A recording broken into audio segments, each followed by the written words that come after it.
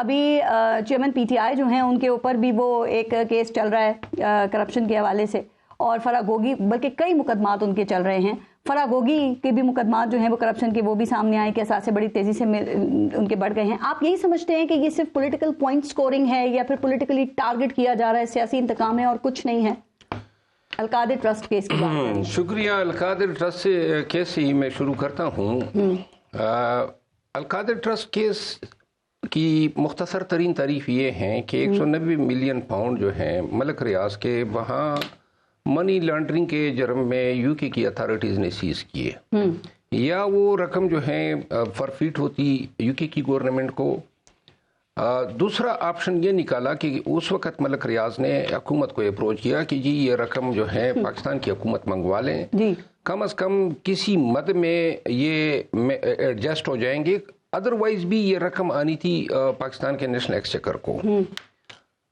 وہ رقم جو ہے پاکستان کی گورنمنٹ نے یو کی گورنمنٹ کے ساتھ ٹیک اپ کیا, یہ رقم آئی. اب یہاں پہ وہ رقم آ کے سپریم کورٹ کی ایکسچیکر میں یا کس مد میں ایڈجسٹ ہوئی, وہ جو رقم دینی تھی انہوں نے کراچی کے جو اس کے اگینسٹ تقریباً 496 ارب روپے جرمانہ تھا نا ملک ریاض پہ, جرمانہ تھا یا پینلٹی تھی یا وٹ ایور, لیکن ایک سیٹلمنٹ سپریم کورٹ میں ہوئی تھی. وہ کیسے ایڈجسٹ ہو سکتی تھی اس وقت میں؟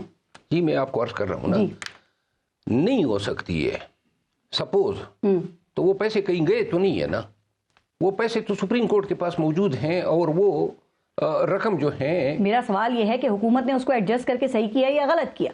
نہیں, پہلی بات تو یہ ہے کہ یہ کریڈٹ تو گورنمنٹ کو جاتا ہے نا کہ 190 ملین پاؤنڈ پاکستان دے آئے, نہ لاتے. لیکن حکومت کو تو نہیں ملے نا, کریڈٹ دے دیں آپ, پیسے نہیں ملے, ایڈجسٹ ہو گئے وہ.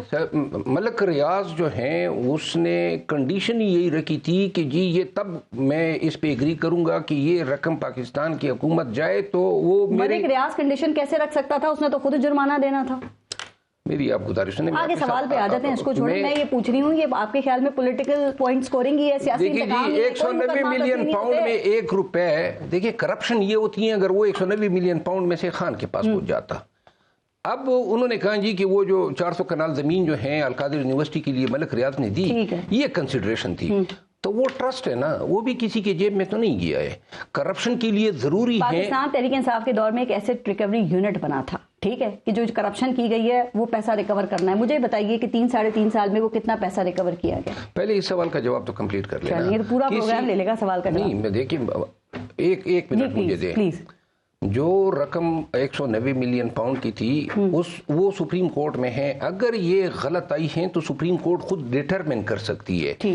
وہی رقم جو ہے کسی کی جیب میں نہیں گئی ہے. القادر یونیورسٹی ٹرسٹ کو جو زمین دی گئی وہ ٹرسٹ کی پراپرٹی ہے, it's nobody exclusive property. ٹھیک ہے. لہذا کرپشن کی تعریف یہی ہے کہ آپ اپنے اختیارات کا ناجائز استعمال کرتے ہوئے اپنے ذاتی مفاد کے لیے کوئی آمدنی جو ہے کمائیں. تو اس میں خان پہ کرپشن کا میں نے صرف ایک ہی پوائنٹ سمجھنا تھا کہ جرمانے کی رقم تھی, ملک ریاض وہ ٹرسٹ میں کیسے دے سکتے تھے؟ نہیں, وہ آپ کو میں اب سمجھاتا ہوں. مثال کے طور پر اس پہ تھا 400 ارب جرمانہ, ٹھیک ہے, تو اگر 40 ارب گورنمنٹ کا پکڑا گیا ہے تو وہ جرمانے میں ایڈجسٹ ہی نہیں ہو سکتا نا, وہ تو ایکسٹرا ہے. یہی بات ہو, لیکن اس کے تو 40 ارب کم ہو گئے نا جرمانے سے. جی بالکل, ٹھیک ہے, اس کے تو 360 ارب روپے ہو گیا. تو وہ ایک جو اوفینس ہے کہ آپ ایک ایکسٹرا اماؤنٹ کو جو گورنمنٹ کی پراپرٹی ہے اس کو اپنے فائن میں کس طرح ایڈجسٹ کرا سکتے ہیں. چلے ٹھیک, آگے چلتے ہیں. فرح گوگی اور جمیل احسن گجر جو ہیں, احسن جمیل گجر, ان کے جو یہ اسکینڈل سامنے آئے ہیں کرپشن کے, اس کے بارے میں اس کو آپ کیسے دیکھتے ہیں؟ ان پہ آپ کیا کہیں گے جو ڈکلیئرڈ اور انڈکلیئرڈ ان کے اثاثوں میں اضافہ ہوا ہے اور سامنے آئے؟ یہ فرح گوگی اور احسن جمیل گجر یہ جو واقعات ہیں یا جو باتیں ہیں ابھی گزشتہ 1 ہفتے سے اچانک جو ہیں دوبارہ بالکل سرج ہوا ہے ان کا, اور لگتا یہ ہے کہ سیزن 2 آ گیا. لگتا یہ ہے کہ شاید اب فرح گوگی یا ان کے ہسبینڈ یا ان کے فادر ان لا ان میں سے کوئی آ رہا ہے, اور اس کے لیے پہلے قوم کو سینسیٹائز کیا جا رہا ہے, ڈرامہ بازی ہو رہی ہے کہ جی یہ دیکھیں یہ وہ خاتون ہیں. سب سے پہلی بات یہ ہے کہ ان کے فادر ان لا 7 دفعہ پی ایم ایل این سے ایم پی اے رہے, اور ابھی بھی ان کا تعلق پی ایم ایل این سے. سر وہ آ کے کیا پریس کانفرنس کرنے آ رہے ہیں, وعدہ ماف گواہ بننے کے لیے آ رہے ہیں؟ جس طرح جہانگیر جزون صاحب نے بات کی نا, بن جائے. قانون جو ہے اپروور کو سب سے مکروہ کیریکٹر ڈکلیئر کرتا ہے. دوسری بات یہ ہے کہ آپ نے کنیکٹ کرنا ہے ان کے جو کرتوت تھے یا کام تھے وہ آپ کس طرح خان صاحب کے ساتھ یا ان کی اہلیت. خان صاحب ڈیفینڈ کرتے رہتے. اب میرا سوال سنیں, خرم روکڑی صاحب سے ابھی میں نے یہ سوال کیا, انہوں نے بھی کہا خان صاحب کے سامنے یہ باتیں رکھی گئیں اور ان کا جو رد عمل تھا وہ بھی بتایا گیا, اور کہا جاتا ہے کہ اس وقت کی جو ڈی جی آئی ایس آئی تھے جو اس وقت موجودہ آرمی چیف ہیں, انہوں نے بھی خان صاحب سے اس حوالے سے بات کی تھی اور پھر ان کو اپنا عہدہ چھوڑنا پڑ گیا تھا. تو اس کا مطلب خان صاحب تو اس وقت بھی ان کے بارے میں کچھ سننے کے لیے تیار ہی نہیں تھے. تو خان صاحب کو کیا ڈیفینڈ کرنا چاہیے تھا ان کو, یا کہنا چاہیے تھا کہ آؤ پاکستان اور آ کے فیس کرو ان یہ جو آپ بات کر رہی ہیں یہ مفروضہ ہے, اس کی کوئی تائید کنفرمیشن نہ آرمی چیف نے کی ہے نہ خان نے کی ہے. خان نے اس کو ڈینائی کیا ہے کہ آرمی چیف کی ریموول جو تھی as a D G I S I جو ہیں اس کے پیچھے کوئی. خان صاحب تو ڈینائل میں جائیں گے. سر ایک سیکنڈ, کیا یہ بات غلط ہے؟ میں نے آپ کے پروگرام میں یہ سب سے پہلے اس شخصیت کا نام لیا جی, اور کتنا سال پورا ہو گیا, یہ سال کو چھوڑ دیں, 3.5 سال کی گورنمنٹ کو دیکھ لیں. لیٹس ہم کم 2+2 پہ آئیں. عثمان بزدار جیسے بندے کو چیف منسٹر لگانا, جی پورا کا پورا صوبہ گوگی چلاتی تھی. ٹیکے نامی ایک, پہلے اگر آرمی چیف والی بات کلیئر کر دیں جو انہوں نے بھی کہا نا, میری گزارش سنیں, پورا صوبہ ایک ٹیکے نامی بندہ چلاتا تھا. چاہے ٹھیکہ چاہے کوئی پوسٹنگ آرڈر ہے, پنجاب میں آج تک ڈی سی اور ڈی پی او پیسے دے کے نہیں لگے. آپ کسی بیوروکریٹ کو بلا لیں اور اسے بلا کے پوچھیں کہ بتاؤ کیا ہے, وہ آپ کو بتائے گا 2 کروڑ اس کا ریٹ تھا, 3 کروڑ اس کا ریٹ تھا, 4 کروڑ نئی تاریخ رقم. ٹھیک ہے جی. اب یہ تمام چیز ڈی جی آئی کی سیٹ پہ جو بھی آتا ہے وہ اپنی ان تمام چیزوں کے وہ کسٹوڈین ہے, پرائم منسٹر کی سیکیورٹی سے لے کے انٹیلیجنس سے لے کے ملک کے تمام معاملات کا. اور بنا ہی ایشو یہی تھا, یہی خاتون اور اسی خاتون کے بہت سارے اور نیکسس. یہ تو ایک ہے, یہ تو ملک ریاض کا ایک چیز نظر آ رہی ہے. یقین جانے اگر انعام شاہ نے آج بیٹھا ہے انعام شاہ اس کے ساتھ سلیم صافی صاحب کے پاس, آپ اپنی کسی تسلی کے لیے کسی دن اس کو بلا لیں اور اس کو بتائیں, وہ بتائے. یعنی ہیرو کے سیٹوں کی آپ کے پاس لائنیں نظر آئیں گی کہ 50 کروڑ کا سیٹ ہے اور 70 کروڑ کا سیٹ ہے. دیکھیں کھل کے پیسہ کھایا گیا. انعام شاہ جس کا آپ ذکر کریں اس کے بھی سارے گناہ معاف ہو جائیں گے. نہیں, انعام شاہ ایک آنریبل آدمی ہے. انعام شاہ کو ابھی انہوں نے کہا نا, اس کا جمیل گجر کے والد کا, اس کا والد چاہے 8 دفعہ ایم پی رہا ہے, وہ ایک آنریبل آدمی ہے. لازمی نہیں ہے کہ آنریبل آدمی کی اولاد بھی اسی طرح ہو جاتا ہے.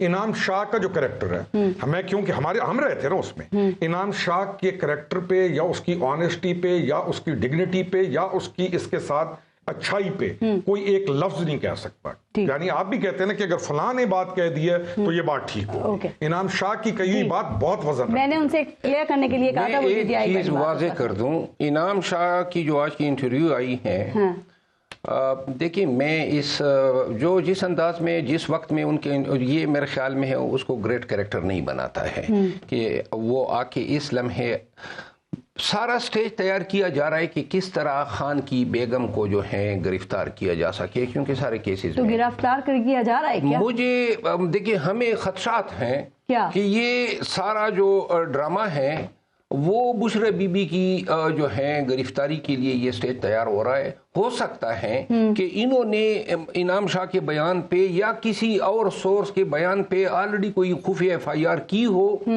اگر نیب اس کی تحقیقات کر رہا ہے.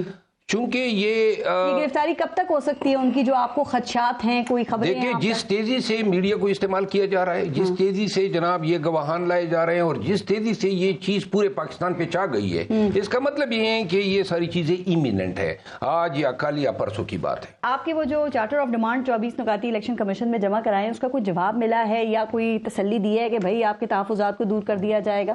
اسٹیٹمنٹ کی حد تک تو انہوں نے کہا ہے چیف الیکشن کمشنر نے کہ جی وی ول ایڈریس, لیکن 2 باتیں ہیں. اسی الیکشن کمیشن کے استغاثے پہ توشہ خانہ کیس میں خان کے ٹرائل ہوئے اور جس میں یہ کنوکٹ ہوا, اور آپ کہتے ہیں ضمیر کے قیدی ہیں خان. پہلا پوائنٹ ہے. نہیں پلیز آپ جی پلیز بات کریں, آپ کی چارٹر آف ڈیمانڈ کا پہلا پوائنٹ ہے. میں دوسری بات یہ ہے کہ الیکشن کمیشن کو وہ مرسڈیز جو جس شخص نے نکالی تھی وہ توشہ خانہ ریفرنس کرنا بھول گئے. 375 تحائف جو ہیں حضرت نے نکالے ہوئے ہیں, وہ بیچے ہیں. کسی ایک بھی इलेक्शन के टाइम पे इन्होंने अपने फॉर्म में डिक्लेयर नहीं किए, सिमिलरली प्लेस्ड पर्सन हैं, उनके खिलाफ ये नहीं गए। तीसरी बात, इलेक्शन जिस तरह जहांगीर जदून साहब ने बात की और रोकड़ी साहब ने, यहाँ इलेक्शन अगर होने हैं ट्रांसपेरेंट और फेयर तो कानून और आइन के तहत केयरटेकर इसीलिए आते हैं to dispel any impression of any government involved in political آپ کیسے کہہ رہے ہیں کہ جو یہ نگران حکومتیں ہیں یہ پری پول ریگنگ کر رہی ہیں؟ اب تو الیکشن کمیشن نے شیڈیول کا اعلان نہیں کیا، پولیٹیکل پارٹیز نے صرف میں جواب دے رہا ہوں نا، کوئی نگران حکومت ہمیں کہیں پر جھنڈا اٹھانے کی اجازت نہیں دے رہی ہے۔ یہ ساری D C D P Os police I G جن کے ماتحت ہیں، ہر جگہ پہ یہ ہمیں مار رہے ہیں۔ لاہور ہائی کورٹ کے حکم کے باوجود، لاہور ہائی کورٹ کے حکم کے باوجود نہیں، لاہور ہائی کورٹ نے حکم دیا کہ اگر کوئی اور پارٹی کنونشن کرے گی تو پی ٹی آئی بھی کرے گی۔ ہم نے کنونشن کیا، انہوں نے ہمیں پکڑا مارا اور ہمارے پشاور ہائی کورٹ میں چیف جسٹس صاحب ابراہیم خان صاحب کی عدالت نے ریٹ الاؤ کی، آگے سے ہم نے مانسہرہ میں رکھا اور مانسہرہ میں صوفے تک لے گئے۔ اب نہ ہم جھنڈے اٹھا سکتے ہیں، نہ کنونشن کر سکتے ہیں، ریلی اور جلسے تو دور کی بات ہے، اور رہ گئے ہیں کوئی پھر بھی 2.5-3 آپ یہ کہتے ہیں، آپ نے 2 دن پہلے دعویٰ کیا کہ دھڑلے سے پاکستان تحریک انصاف ڈنکے کی چوٹ پہ الیکشن لڑے گی۔ نہیں، مجھے یہ بتائیں کہ وہ ڈنکے پہ چوٹ مارنے کے لیے ہتھوڑا یا وہ قوت کہاں سے آئے گی؟ جو اس وقت تو کسی اور کا ڈنکا بج رہا ہے۔ وہ قوت آپ دیکھ لیں، ہم چارسدہ میں جا رہے ہیں، میں جا رہا ہوں، ماریں گے پیٹیں گے، گرفتار کریں گے تو کر لیں، لیکن ہم کریں گے، یہ ہمارا حق ہے، کسی سے خیرات نہیں مانگ رہے ہیں، نہ کسی کا گریس ہے کہ ہمارے ساتھ کوئی ہم نے بڑی بکتی ایف آئی آروں پہ ایف آئی آر، مجھ پہ ایف آئی آر کیے تاکہ یہ کے پی میں نہ آ سکے۔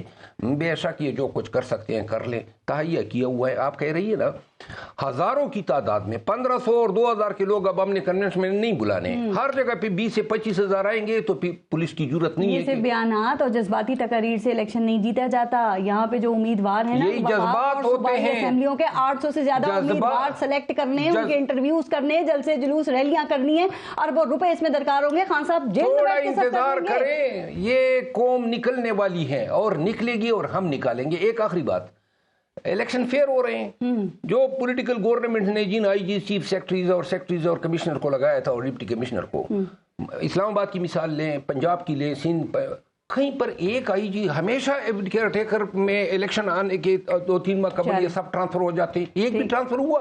سارے سیاسی اپوائنٹیز ہیں